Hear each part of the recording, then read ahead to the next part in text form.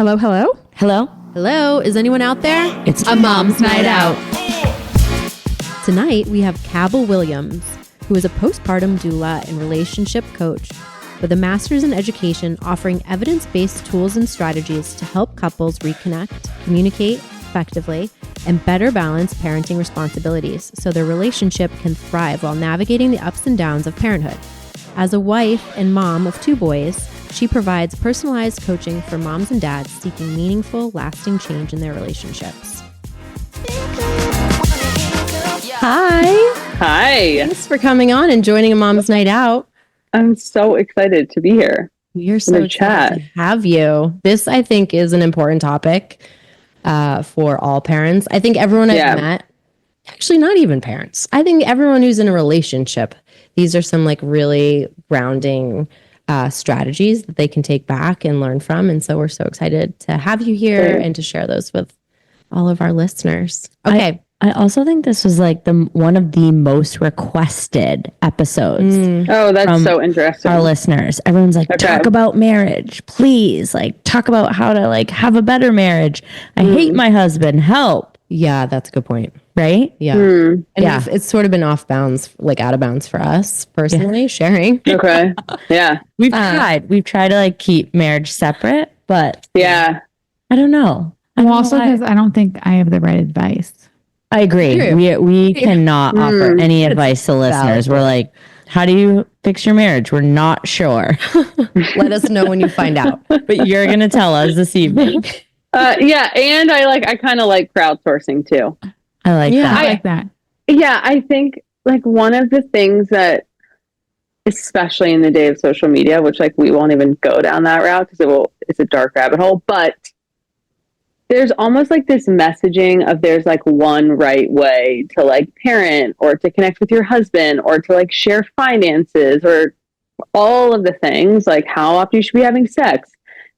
And I feel so strongly that the more women talk about this subject in like a real and authentic way, and they're like, might be really weird, but this is what works for us. It like, the more ideas, the better. Oh my God. I love that so much. That's actually why we started this podcast. Yeah. So when we first chatted with you on the phone, you said that 90% of couples don't need to jump right into couples therapy, but they could benefit from couples coaching instead. What is the difference between couples therapy and couples coaching? Great. Also, by the way, I just made that number up. So that's not a real statistic at all. The world of fake news. Hey, guess what? Our fact checker is actually out for the holidays. So great. Yeah. I'll tell you when things are real, but that one is not real. One of the things that I found in my work is that a lot of couples are struggling with the stuff that we're going to talk about tonight, and they don't really have the resources of where to look. And the only thing that exists on a broad scale is couples therapy. And when I think about couples therapy, one, I'm obsessed with therapy. I go to individual therapy. My husband and I have been to couples therapy. Like, I'm obsessed. But there's a big difference between therapy and coaching.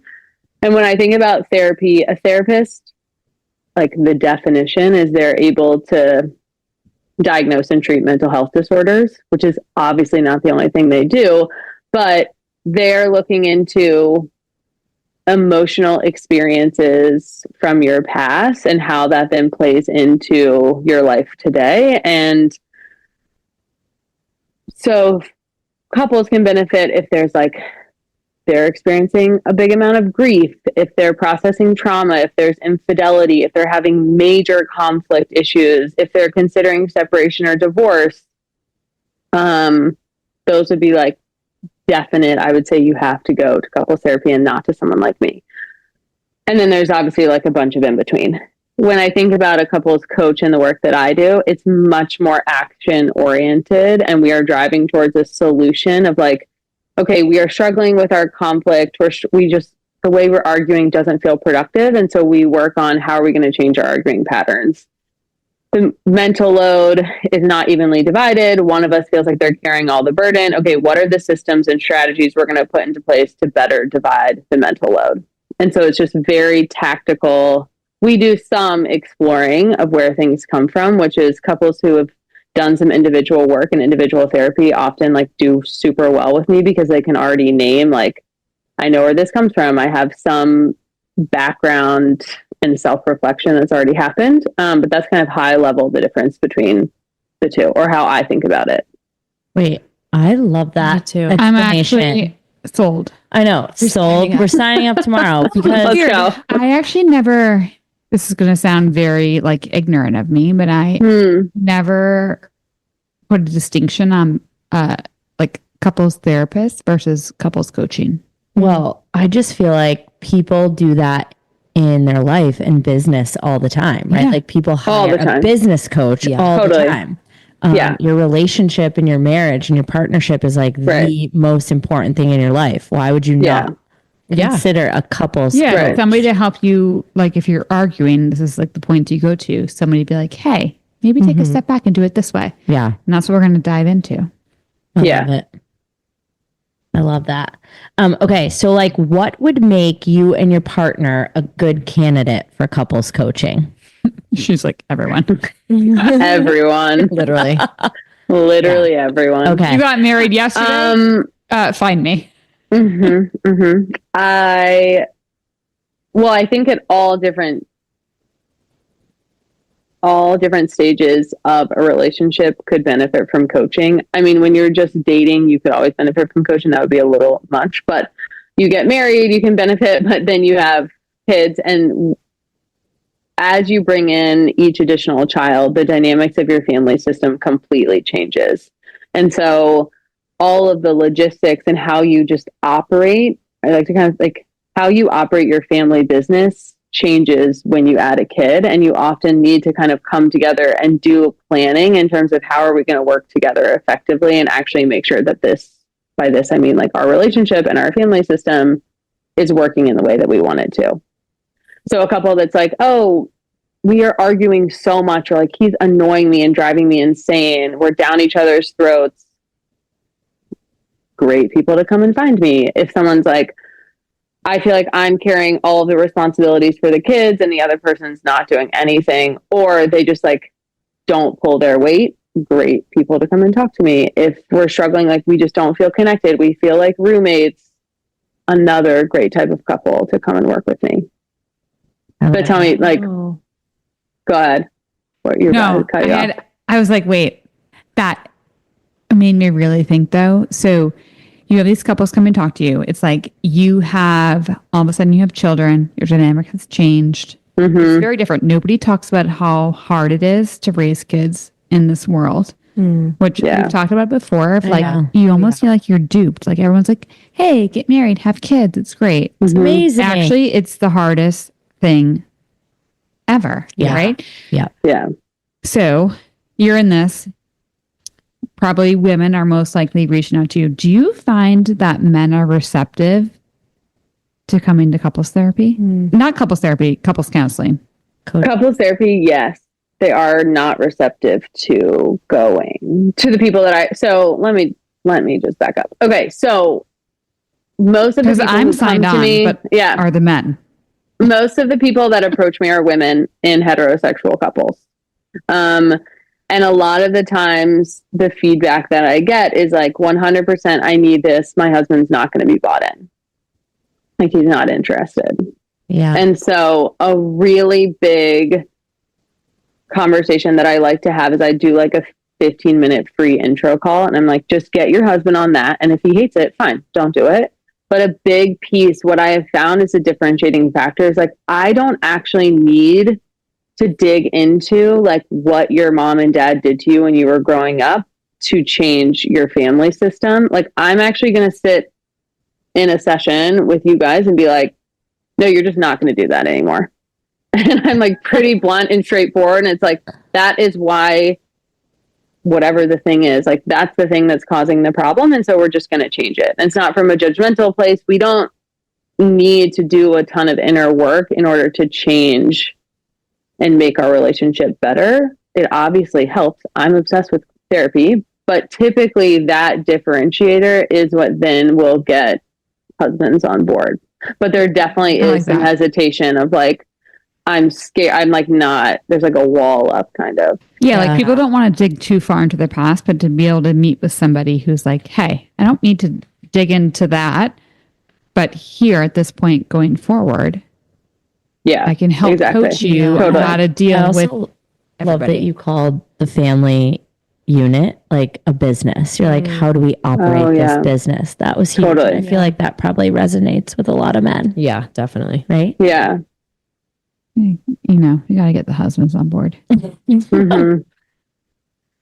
But as we were talking now, just in my mind, I was like, okay, I get it. Like most women who listen to our podcast would be like, all right, I'm in. I'm buying in. How do I get my husband I just on wanted board? to be like, how do you actually approach and like bring somebody else along? Yeah. I think that would be, it's great. It's like how you could actually talk to your partner and say, and I think also like a big piece of the work that I do is like, I'm not sitting in a room being like, oh, husband, these are all the things you're doing wrong. Like relationship dynamics take two people. And so I will often, if I have a client that's like, my husband really doesn't want to, an approach point is also like, I want to stop nagging you. I want to like be in a better place. Like I have stuff that I have to work on too. I'm not asking just you to be different. Like I'm also coming to the table, and it's like a partnership from the beginning.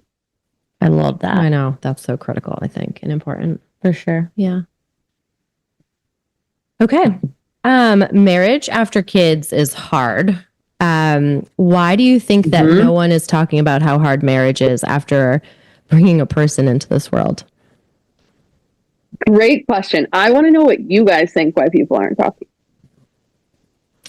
Oh, goodness. I mean, I think they're ashamed. Yeah. I was just going to say that. I think that they are like, oh my gosh, I'm the only person that has like been cut open raw from like this thing that I Totally just birthed, but I'm sleep deprived and like I don't even know how to when to shower. I can't find the time. So you are afraid to ask for help. Totally. That's my thoughts. No, I'd agree with you.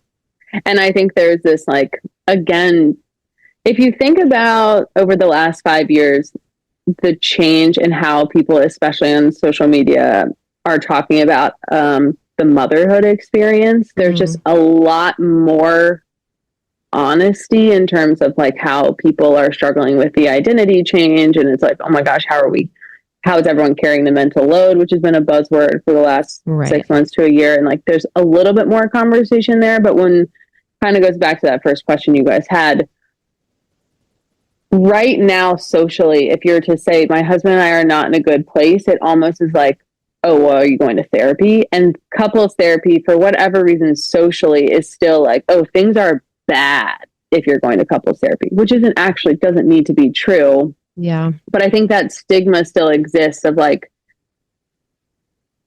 if I admit that something's wrong, it means that it's like really, really bad, versus the work that I do is like, oh, it's actually so normal, and spending just like a couple of weeks with me, we can make things a lot better. I also wonder, and I never thought of this until this very conversation we're having. I wonder too, like, I don't think men talk about how fatherhood is this like major transformation for them. I mean, like they're not their friends. Yeah, like they didn't carry the baby. They suddenly are in the hospital and they're leaving with this small child and a wife who's like, you know, just, we all know. And don't touch me. Not talking about man, it's great. We have a baby. how hard that those next few weeks, months, and years are. I don't know. I hadn't thought about it until you actually just were talking about the whole mother load and motherhood and how we're all sort of Okay, transitioning into that. Tell me. Obviously we have a lot of listeners with new babies. What are some of the more common reasons that couples argue after having a new baby that you're seeing as a coach? Okay, so we argue about dividing responsibilities. One person feeling like they're doing a majority of the work and like having to give instructions. We're arguing about connection, like just like feeling loved and cared for and seen. We also are arguing about intimacy. We're arguing about jobs. We're arguing about who's going to be home what time. We're arguing about everything.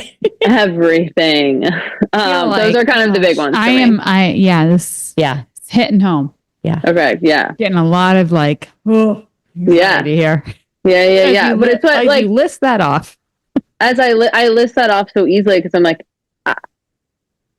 every single couple, maybe not every single one, I'll make up another fake statistic, but most of them who come and see me, like 99%, 99% people are like, yeah, for sure. But like the people who, okay, I'm going off another tangent. Personal pet peeve of mine. The people who say they're not dealing with that, they're liars. Like, come on. I agree. I agree. Like, truly. The change in family dynamics happens for everyone. Mm-hmm. And the operating systems happen for everyone. I wonder if some people have different thresholds for what they like feel is equal or what they feel is like their role versus their partner's role. I agree. Wait, that's a mic drop moment right there. Wow. Thank you. Yeah. Like, you know, Mandy, you might be like, no, it's 50-50. We're both supposed to be showing up 50-50. Whereas someone else might be like, no, I'm the mother. I'm this. I'm supposed to do all this. It's 80-20. Yeah. And it feels really good to, like, I think also to name like that feels really good to that person. Yeah. Yes. And yeah, we will like kind of talk in circles tonight because I think there's some pretty consistent themes of like there isn't one right or one wrong way to be operating as a couple after you have kids. But it does take intentionality to figure out what way works for our family. Wow. Okay. So on a similar note, we also have listeners with older kids. And you know, they always say big kids, big problems. Before I had a 7/8-year-old, I didn't get that. And now I'm like, oh man, I'm kind of starting to get that. But are you seeing different types of communication breakdowns from couples with older kids? Like, what do those look like? I will say all of the things that happen when kids are little will continue to happen and potentially like grow the divide as they get older. Oh. Things that will start to enter in are parenting decisions. And so often there is just disagreement around how are we disciplining, how are we responding and teaching certain values, and emotional responses cause conflict. And then another point of conflict is there is, I hesitate because I don't want to say there's more demand on schedules, but it's just there's a new dynamic of sports and activities. And we often have to like, someone is having to keep track of a lot of different people's schedules. Oh my God. Wait, if you could see us, we're like nodding our heads like bobbleheads. Full-time job. Jesus. Calendar. Yeah. I'm laughing. Yeah. I want to like throw in an anecdote. Like, so the other day, like I missed something on the calendar. My husband's like, well, that wasn't on the calendar. And I was like, Jesus, like I am managing a calendar for 5 people. I'm gonna miss some stuff sometimes. Yeah, it's so hard. That's okay. Not to throw him under the bus, but I was like, damn. It's actually crazy though. In our day and age, now I sound. You sound like an old person. Very strange. But like we have the technology to have a shared calendar. Yeah. Can you imagine when our parents were raising us, guys? None of this existed. No, they wrote it down on the calendar. Honestly, a calendar on the wall or like on the counter. Like, how did they actually do it? That was better. I'll tell you, my parents forgot to pick me up once from a softball game, and I'm still traumatized by that. And so is my mom. But anyway, we'll move on. So communication apparently is key. Yeah. I have a 3-year-old tiptoeing down the stairwell, which is why I was looking over there. I'm just can we pause for 30 seconds? I'm going to walk him back upstairs. I want to go back to the point about communication because it's hard. Like there's this breakdown in communication of how you're communicating with your partner. Yeah. Like what are your top 3 tips for parents on how to communicate with your partner? Yeah, great. My biggest thing, which we can kind of also web this into a conversation around meetings, but my biggest thing that we have to do from a communication perspective is we have to have a regular touch point for talking about logistics, things that are going well and things that are bothering us. Wow. I love that. I love that much. too. Wow. And I think it's really hard and daunting to be like, oh my. Also, I was listening to one of your podcasts earlier this week, and I also have a cursing problem, so I'm like really trying to work on it. Okay. Which I also should probably go to therapy for why I do that. But here we are. Okay, so It means that you're was genuine. that's what that pause was for. So back to what I was saying. There's some hesitation in terms of introducing yet another thing on the books and like, oh my God, like someone has to manage it and someone has to make sure we're doing it. And in most of my couples, it's going to have to be the mom that initiates this, which is just like another thing, which we can talk about how we can make it easier. But first, just touching on the importance of it. If you think about your family as a business, because that is what you are doing. Like you have to have a way to talk to your business partner. Like no one would ever start a business and never meet with their co-founder. That just doesn't even make sense. And it's the same thing of like, we've got to have a time to sit down and like make sure that we are moving in the same direction. Whoa. I honestly feel like this is the most life-changing advice I've ever heard. Yeah. Oh my No, About truly. thinking of your family. as a Oh business. yeah. Truly. And setting the meeting, the weekly meeting. Yeah. Is And it I've even weekly thought of that. or can it be? Mike doesn't have to be weekly. Yeah. It's like, can it be once a month? Yeah. Can it be every? oh, I was like daily. I mean, Yeah. with my Yeah. team at work, we meet Monday morning, first thing in the day. And it's like it's a 15-minute meeting, but it sets the Right. tone for the entire week. And now I'm It's like, such a good point. Yeah. maybe I knew that on a Could do Sunday it at evening breakfast. with my husband. Like Yeah. that's actually Yeah. insane. Like looking through the week and just making sure everyone's Yeah. on the same page, because there's been so many times where I think I've communicated something with him and I'm like, we get to the day and it's like, he's like, well, you never asked me to take him to gymnastics. I'm like, I did. He's like, Yeah. in my head, I'm Right. like, no, I think I did. Yeah. Yeah. It's just Yeah. a common communication problem. And then it like snowballs into more, and it becomes a big issue when you're Yeah. like, actually, I was just figuring out who would take the kids to gymnastics. Great. Yeah. Okay. So, So, like, number best one, practice- weekly meeting. Weekly Yeah. meeting. Yeah. And best practice is like that meeting could easily be an hour and a half every single week, which like we don't have time for, right? Like you can just see how quickly it snowballs and it can be a long time. That's not necessary, but what is necessary is sitting down, both of you looking at each other and telling each other like, what's one thing you're thankful for that your partner did for you this week? Because we'll talk about connection, but gratitude is going to be the most important piece for connection. So like, I'm thankful that you did whatever you did for me or for our family.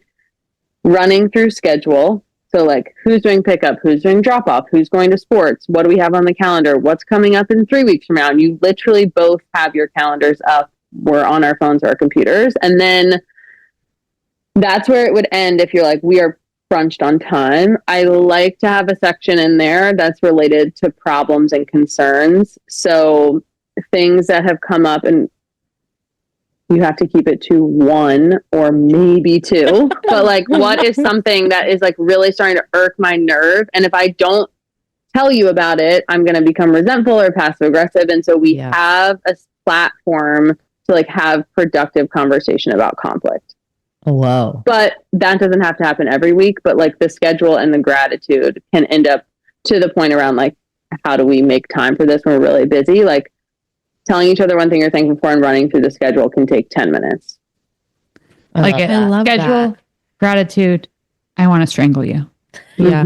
Those are the three things Yeah. that we can all do I know. Yeah. on a weekly basis. Okay. As we were talking to this, I mean, we all still work our full-time jobs, and then we also do this podcast, and then we're also all moms on top of it. Yeah. So, and we hear moms all the time come to us, be like, hey, we're working moms. How do we balance parenthood and like our careers? So in terms of like what are the most common struggles you see couples dealing with balancing really demanding careers and parents? Like, it's a lot. Yeah. Like at the end of the day, It's a lot. how do you even have time for each other? It's so hard. It's a lot. She was like, I don't know. Next question. No, next question. A really big piece is we have to shift our mindset to like, again, back to this, like, how is our family working together to achieve our goals? Mm-hmm. So before we even get into like careers and who's doing what, it's like me and my husband sit down, you and your husband sit down and say, okay, what do we actually want to accomplish for our family? Like, what's the joint salary we want to be bringing home? Like, how much time do we want to spend with our kids? Do we want to hire a nanny? Do we want to be home for bedtime? Do we not care about being home for bedtime? Like, just going through like, what are we trying to accomplish in 5 years? What do we want in 10 years? What do we want? And obviously that can change, but like starting with like a joint vision for what we want is actually going to say what needs to happen before we talk about being a working parent. It makes so much sense. I've never approached it that way. It's always been very individualized. It's actually life-changing. Yes. Like, it's like my husband being like, well, this is what I want and here's what I'm doing. And I'm like, well, here's what I want and here's what I'm doing. But you're saying totally collectively joint as a family. A joint salary, we've never talked about that. No. Oh, yeah. Having like a joint family goal. Like it's very different because for like, I'm very career driven. I always have like my career goals, and I've never actually taken a step back and thought about what do I want for my family goals. Yeah. Mic drop. Amazing. That's a mic drop moment. And honestly, that's what should be it. Like at the end of the day, I'm working because I have my family and I want my family to be happy. Right. Yeah. Like, why am I not making a family goal? Right. Dude. Or then I gotta go. I gotta go make my family goals right now. End of the interview. Like tomorrow. Well, hopefully you can kind of see like through our conversation so far, like the work that I do feels very different from couples therapy. And especially for women who are like relatively type A and like need to get shit done. It's like, let's get shit done. Like we don't have time, honestly, to like do all the inner work. Like that's going to happen in individual time. Like we just need to get shit done. And I just had a train of thought, but I've lost it. When you're a mom and you're overstimulated. Yeah, exactly. He's probably listening to this whole conversation. So when I think about finances and when I think about career, those conversations are almost impossible if as a couple we aren't on the same page about like driving towards a collective goal. I love that. Well, that was going to be one of our next questions. So like finances, there's always like a breadwinner, right? In most relationships, I feel like there's a breadwinner and a career parent versus the other parent who maybe that parent still works, but maybe they make less, or maybe that second parent stays home. And so like our next question for you is going to be like, how do you counsel people to work through that power struggle? Yeah, that one's tough. Right, because I think when you said that one's tough, like just say a little bit more, and then I think typically it's like the breadwinner takes precedent, right? At least in my personal experience, like I'm breadwinner, I make the rule. Doesn't matter if you are still contributing to the family, or maybe you're staying at home, right? Like for the stay-at-home moms, we have a lot of stay-at-home mom listeners. Like, how do you balance that power struggle between the breadwinner and the other parent, whether they're working or not? Yeah. When you guys have had conversations with friends or like listeners have brought stuff up, what do you feel like is the complaint or like the dynamic situation, I should say, that's happening around that type of thing? I think we hear a lot of like, well, I stay home and my husband doesn't think what I do is important, or he gets to call the shots because he's the breadwinner, or vice versa. We know some women who are the breadwinners. I'm sure their husbands feel the same way. They're like, dude, this lady's calling all the shots and thinks like her position's more important because she makes more money. Like making changes to the calendar or suddenly booking trips and not considering what the family needs are that week, stuff like that. That's what I hear a lot of. I'm smiling because you guys are going to be tired of hearing me say this. No. When that starts to come into play, the biggest question goes back to what we've already talked about. And it's like, we have to be aligned in terms of being a team and being a family business. Because in a business, like if we're co-founders to talk business talk, one of us is the CEO and one of us is the COO. I love it. Like, yeah, we do different functions and we operate differently and we probably have different strengths, but it doesn't mean that like one of us is just making all of the decisions. I love that. And one's not more important than the other. They're both collectively important. To have you break it down to business, I've never actually heard a family unit or a marriage linked to that. Right. So much. So if you think about like them around, it's connecting. Okay, good. And also like typically connects with husbands too in a way that's like, the question around like, what do you do in that scenario is like, we've actually got to go a step back and say like, as a couple, do we care? Let's use the example of someone who's a stay-at-home parent. Do we care that our children have a parent at home? Because that's like actually the root of the first like that. Do we care about that? Totally. Oh yeah. Is that what we want? And like, if we are deciding as a unit that that's what we want versus like, this is an individual decision. Like, let's talk about the pros and cons of that decision. How does our family benefit from that? And then it's like, great, we've made that decision.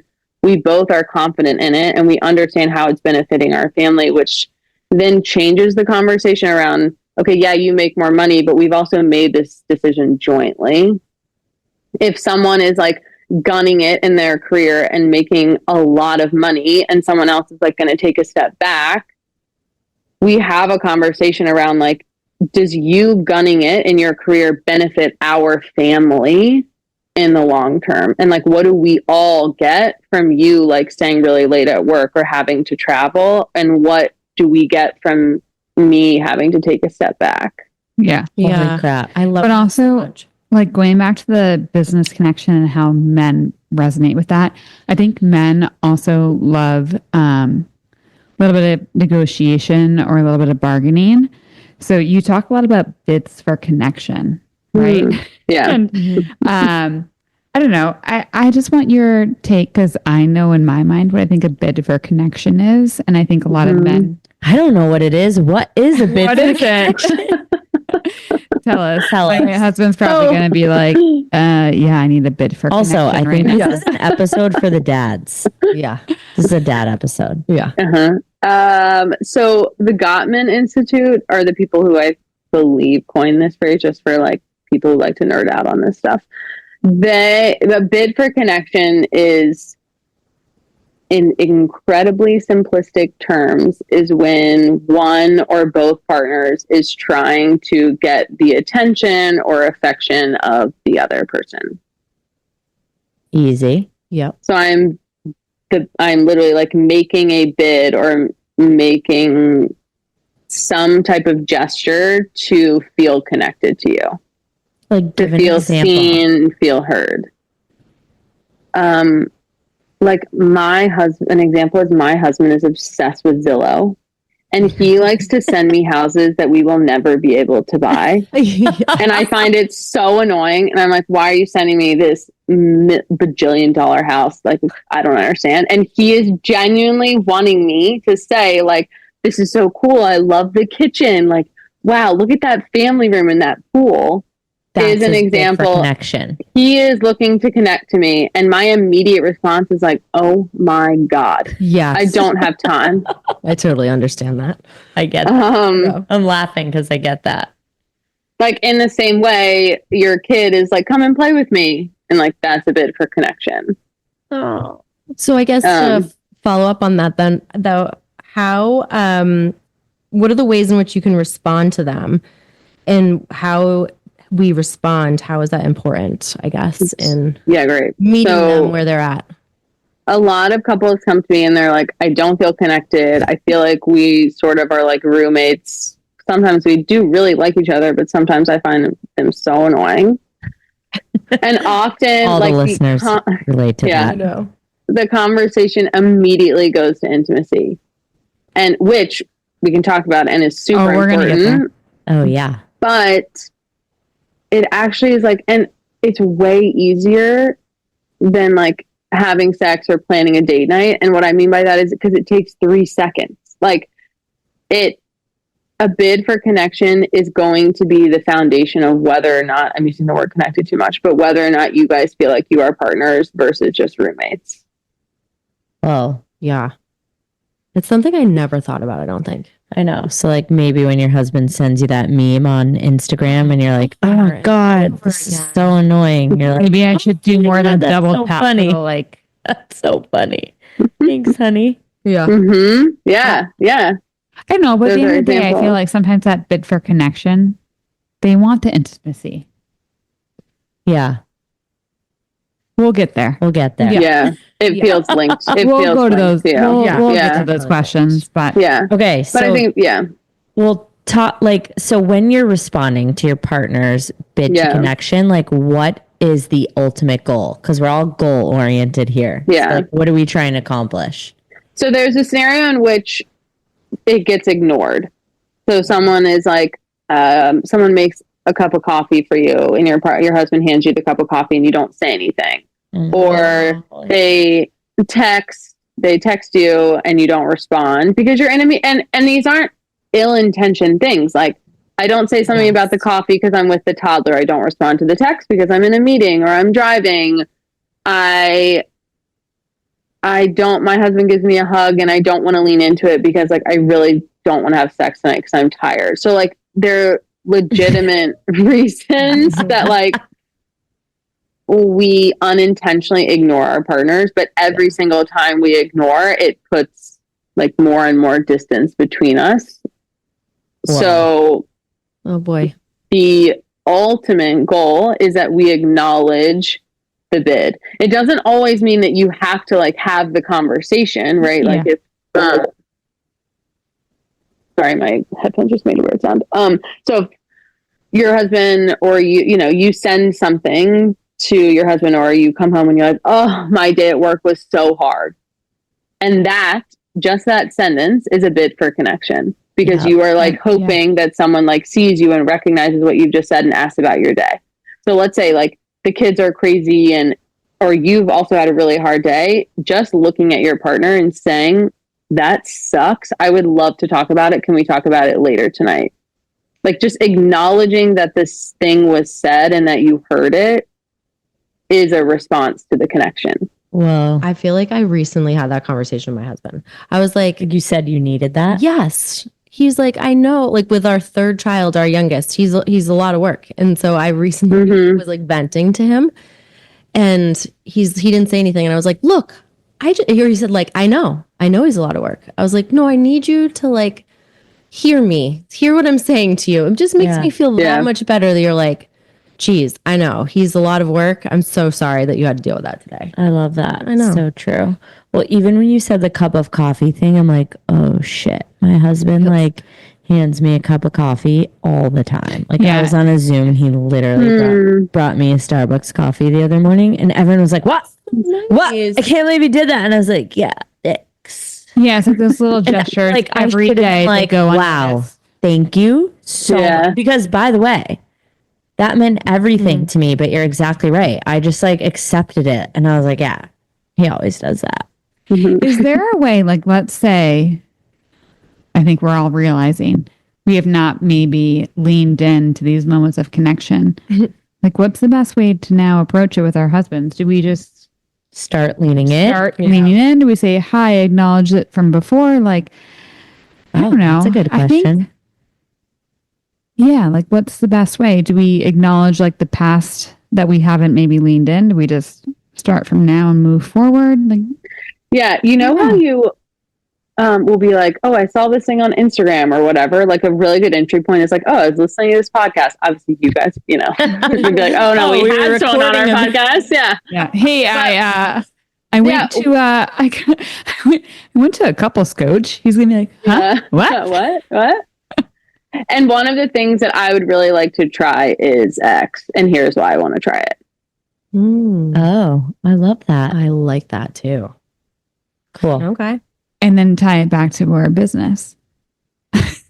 I actually, I don't make fun of that, but to me, that is the Everything. one resonating point. I know. Same. Yeah. So if we kind of tie it all together, so we've had the conversation about being business partners. We've had the conversation about our meetings. And then we say, hey, I was listening to this podcast and I would love to try just doing a better job of responding to when we're both trying to connect with each other. You don't even have to call it a bid for connection to just make it sound more casual. And so you say like, this is how I would love for you to respond to me. Give them a really clear example and then say, what feels good? Like, how can I respond to you? Oh, So like give and take. yes. Yeah. at the end of the day, if I ever use the words bid for connection with my husband, he is 100% going to go to intimacy. So Yeah, great. Oh, Because- great transition, Mandy. Great transition. sorry, I want to bring No, it I think there for it's this fine. conversation because it's very important. Spicy, bricey. Yeah. It's true. That's where they all True. take it. No, Yes, I mean, that's where like they the number one gripe in my marriage, I think, is intimacy. And so, like, can you talk about like what role intimacy plays in a marriage? So I think like to answer the question of like, it is completely real and valid for him to say like, one way that would make me feel really connected to you is being intimate. And then saying like, okay, I hear that. And you also have to set your personal boundaries of like, I can't have sex every night. Can we talk about other ways that like it would like, let's take all versions of sex off the table. Because that needs to be actually kind of a little bit of a separate conversation. But if like physical touch and intimacy feel good to you, like, is it making out with you when you get home from work? Because like a 10 second make out I can do. Wow. My God. I was like, 10 minutes. damn. That's a lot out of of the time. game for a No, while. 10-second makeout. I I go, can do You that. know? Like, I can do that. it's like, okay, we got to figure out like, what does intimacy mean to you outside of having sex? And they owe you, a partner owes you that because intimacy is not just sex, right? Like, Whoa.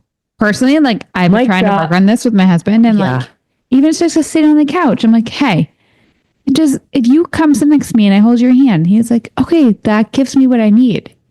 I agree. I think for most women, that's probably the case. Yeah. Right? I'm like, I'd love to snuggle on the couch with you right now. I do not want to have sex with you right now. Correct. It's and it's like those conversations I don't think we're having I with our love partners. that. No, genius. okay, so we can segue into intimacy and more. Yeah. sex, And I want to sex know, like, and- what do you think the most, I mean, it's hard. I think there's definitely multi reasons why, but what are you seeing? Like, what are the reasons for the intimacy challenges between couples? I have to say, like it's pretty basic. I mean, you don't have time. You don't have alone, especially with young kids under the age of 10. Like, you really don't have personal alone time. So true. Which But like the thing time is to like, I don't think the husbands realize that. Like, if I were to tell my husband right now, this is the reason why, I don't think they realize. Like, He'd be like, yeah, let's just go in the bathroom. but like, my kids from the second I wake up, all I hear all day long is mom, mom, Yeah, mom, yeah, mom, yeah, mom. And I'm being touched and I'm being asked for something all day long. And I don't think the men realize that. I agree. Yeah. No one's yelling dad. Also, are women and men just like made up differently and like doesn't matter to women as much? I think that. I think we're just on a personal gripe here. Even this morning. I know. We're like taking over. We're like, right? But this morning, my husband was like, sleep in. So I tried to like snuggle back up in bed. And all I heard, he even closed the bedroom door, and all I could hear was my youngest. She came back upstairs and was in their bathroom. And she was like, Mom, Mom, Mom. And do you think my husband walked upstairs to help her? No. which you can just add to your list of potential things that you want to bring up in the meeting. I love that. I know. Sounds like a time for a meeting. Okay, so what sounds like a notes. that If I had a pen, I'd note, write it Adam, down. write it down, Mandy. Okay, what are some things that couples can do though today to help them with these intimacy issues? Yeah, Especially those who have kids under 10, just asking for a fact. asking for a friend, not us. We're not talking about us. So I think first is like everyone, like just naming that I have yet, I'm sure they exist, but I've yet to meet a couple that like is perfectly aligned and we like want to have sex at the same cadence and we always want to have sex at the same time.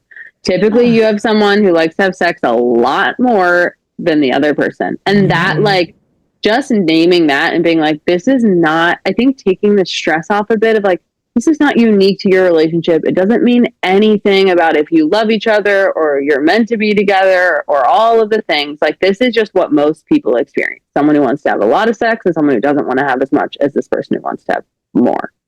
Oh. So starting with that as kind of a baseline. And then the second is like, what feels like a cadence that is good to both of us is the kind of like next layer of that conversation, because we can't, in a relationship, you can't have someone that's like, well, I just am not going to have sex. I'm touched out. I have too much going on. I'm too stressed out and I don't really like you. And you also can't have someone who's like, I need to have sex every single time you sit next to me on the couch.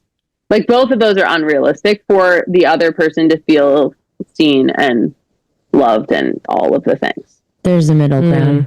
Yeah, and there's a middle ground, and like we can sit here and talk all day long, but even between the three of you, like what the three of you would feel comfortable with, like what your husbands would feel comfortable with, different, are all different. And then it's like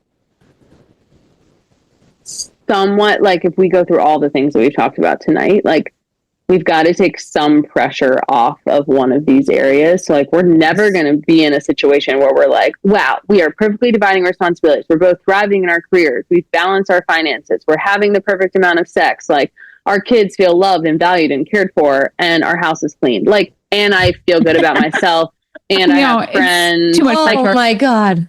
It's Sounds nice, but some of it is like, okay, maybe right now we have like a great sex life, and maybe right now like we don't have as good of sex life, but how can we like continue to feel connected? And maybe we're only gonna have sex once a month for right now in this period of life, but like that's okay. Or maybe we're gonna have sex every week or twice a week, and that's okay too. But it's like having an open conversation with your partner in terms of like what is gonna work for us right now.